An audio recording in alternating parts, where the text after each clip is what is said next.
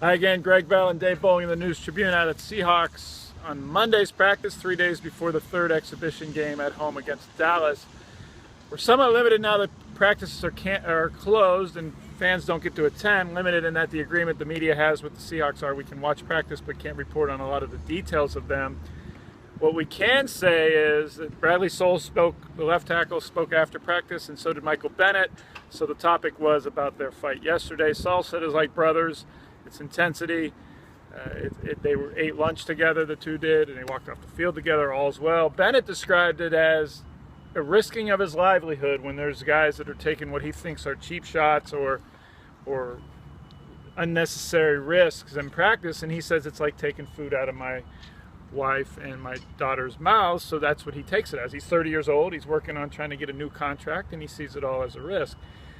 Suffice to say, though, Dave, that what we can report to everyone is that the intensity of these practices is unlike any I think we've seen in the Pete Carroll regime. That's absolutely true. It's a little bit back to the old school days that we used to see with Chuck Knox and Dennis Erickson and Holmgren, you know, where there was guys really trying to, especially the young guys or the new guys, they have to come on the field and kind of show what they've got inside them.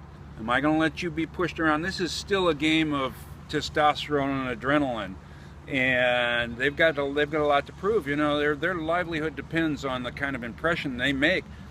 So often there's just a small degree between who makes it and who doesn't, and sometimes that comes down to a question of attitude. Now the offensive line is all young and all new guys. They're in either different positions or they're new guys or first getting their chance or guys who have come in.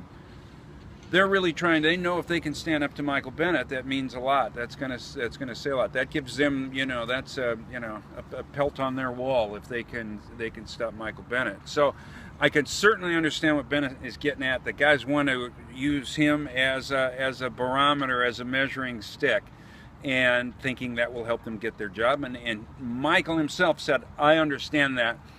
Having so many new and young guys is why this camp is so different than the previous ones. The other thing here is there's some outlet for frustration because per the CBA, teams don't even tackle anymore in training camp. They don't have two-a-days. Rarely are they in full pads. The only time they tackle and are fully aggressive is in games. And there's unexpressed hostility that builds up. It's the dome building stage, they say in geology, before the eruption.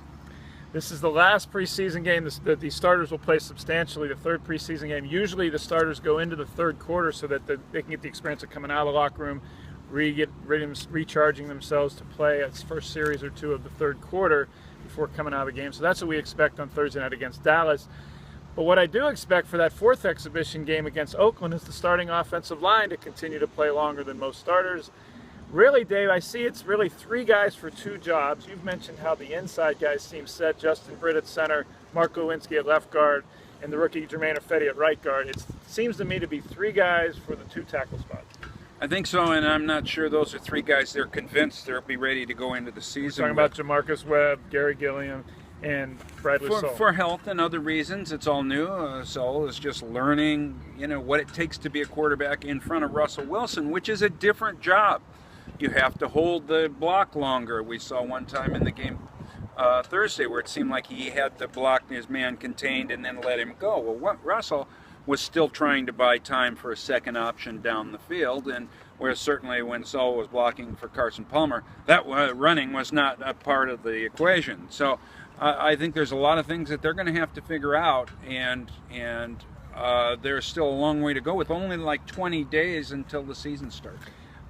To me, Jamarcus Webb has to show Thursday night against Dallas that he could start at right tackle, and it may be his last extensive chance to do that. He's coming off a knee injury, didn't practice for a week. It's really, to me, seems like a one-shot deal for him at right They've tackle. Invested money in him. $2.75 million and guaranteed. That could enter the equation as well. But Gary Gilliam and Bradley Soul have no excuses. They need to step up their game. You know, they've been getting the chance. They've been healthy to get all the snaps, and they're going to have to prove themselves. Tom Cable yesterday, the line coach, was pointed. The only man he pointed out as being up and down and inconsistent was Gary Gilliam. He looks like he'll start at right tackle and Bradley Soul at left tackle again on Thursday, although Tom Cable said yesterday that expect changes and something different this week. We haven't seen it yet. Thursday's the third preseason game, and we'll be here to cover it. Thanks for watching.